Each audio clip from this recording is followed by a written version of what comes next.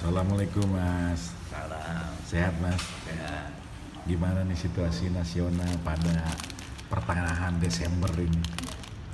ya cukup memprihatinkan ya. Iya,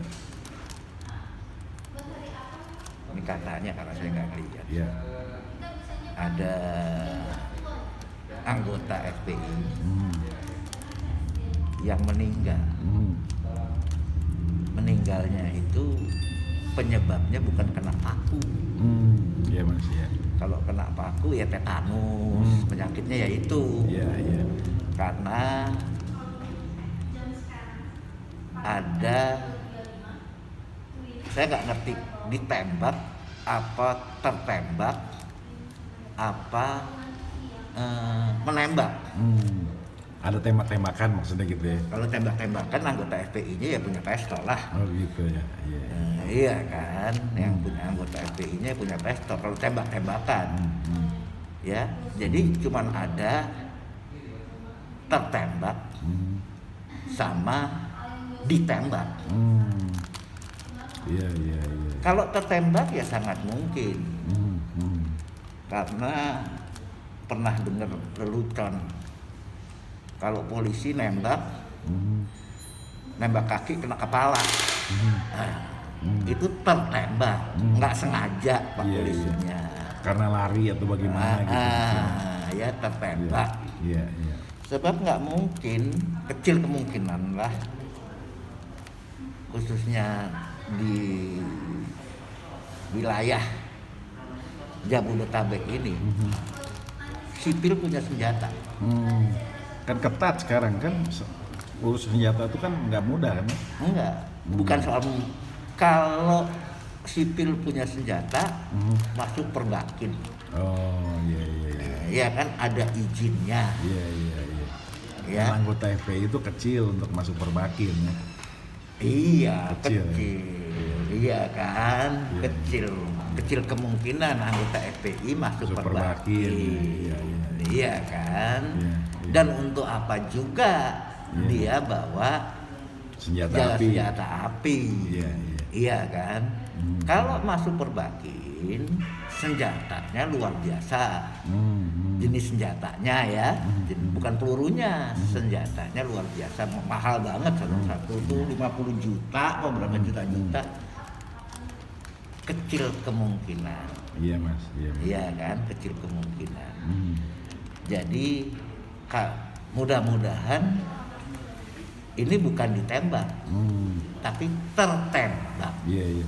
Karena kan kita kan prihatin dari dulu kan, mulai dari cerita Semanggi, kalau ada korban kan Trisakti, terus kemudian juga yang hilang-hilang, kemudian juga Sigi, ya kan mas, terus Papua, Aceh, ya kan Dam, kemudian Poso, Ambon, kita kan selalu sedih dan prihatin dan tidak ingin yang begitu tuh terjadi terus kan di negeri ini. Nah kalau mas lihat kayak begini, itu kenapa masih terjadi mas? Ya karena kesadaran berdemokrasinya itu masih pro penguasa. Ya, Iya. Ya. Iya. Pro penguasa, jangan soal anggota FPI. Ya, misalnya di dalam pertanahan, ya kan. Iya. Bisa aja yang mempertahankan tanahnya Tertembak juga ya. tertembak. Iya. Tertembak. Masyarakat di daerah ya. Masyarakat di daerah, ya kan? Iya, betul. Iya kan, masyarakat di situ. Kalau di sekitar kita ya tanahnya di bulldozer, iya kan? Iya. Orangnya nggak sengaja kelindes, kan nggak mungkin yang mempertahankan beli beko alat berat, kan nggak mungkin dia lawan pakai kayak begitu. Kecil kemungkinan lah. Iya. Kecil kemungkinan lah mampu beli itu ya kayak begitu. Ini kesadaran. Ini soal kesadaran.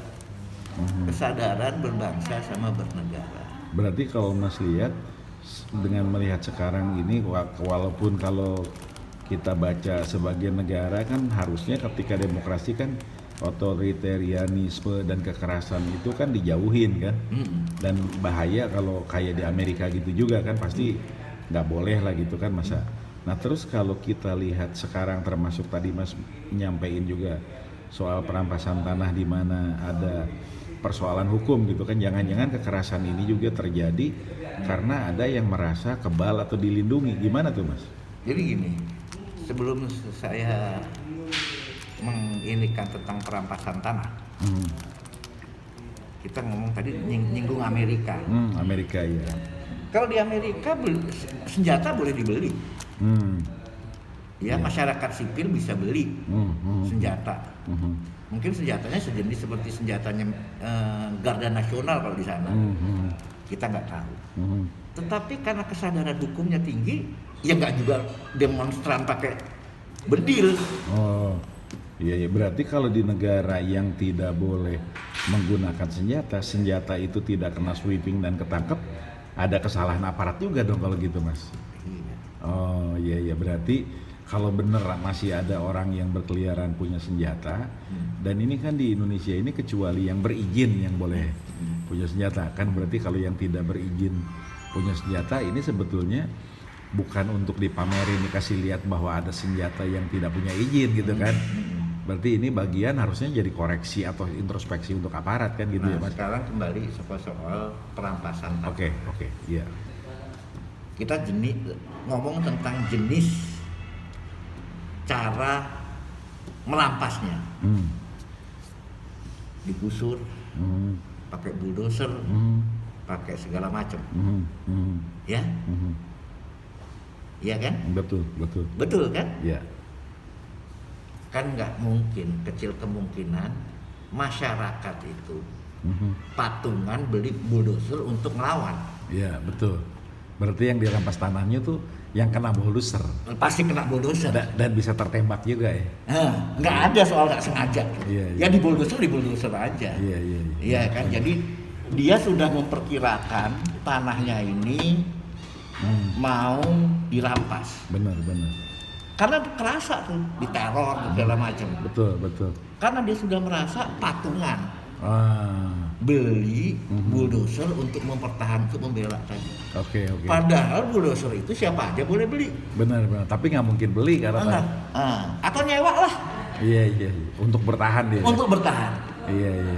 Kalau ada yang dirampas, dia punya akal, kemudian patungan, nyewa bulldozer, itu udah nggak mungkin. Iya. Ya nyewa bulldozer kan patungan berapa sih? Mungkin 1 jam apa 2 jam itu kira-kira berapa juta lah. Kalau ratusan hektar. Iya benar.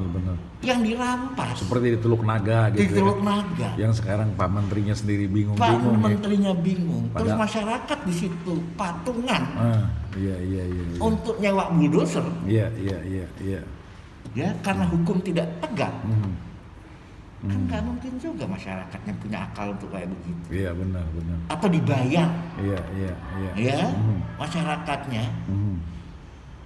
Ada orang yang pengen juga ngebebasin. Ya siapalah di belakangnya ada ini yang lain, mafia yang lain. Iya. Nyewain. Iya. Nggak berani lah, nggak mungkin lah. Iya benar. Jadi tidak ada. Bilang aja. Kalau tertembak, minta maaf. Karena belajarnya baru, ya, baru dalam tahap, ya kan, nembak kaki kena kepala. Pak polisi mendingan ngaku itu aja. Karena gini Mas, ini kan kalau kita ingat dulu tahun 80-an sampai 98 dan 2000 awal lah ya, itu kan kita ingat bahwa teman-temannya aktivis kan sering diikutin kan sama Intel, ya kan.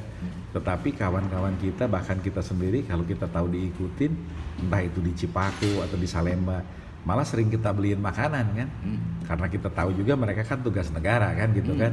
Malahan ketika di dalam orasi atau apa ketangkep, kalau benar dia bisa nunjukin kan kita lepas, udah pulang aja lah gitu kan, sampaikan apa yang ada. Terus karena kan Anda juga cinta sama negara ini gitu. Maksud saya gini, saya tuh menjadi rada ngeri gitu kan. Ini kan sebenarnya yang nguntit nih petugas negara. yang dikuntit ini bukan orang terlatih, bukan kombatan, tersangka pun tidak gitu kan, sedang diburu juga enggak gitu kan. Nah tetapi proses tertutup ini itu jadi seakan-akan proses yang jadi eksekusi gitu loh Mas. Padahal kan yang namanya intelijen itu perlu dilindungi juga karena kan dia jaga negara.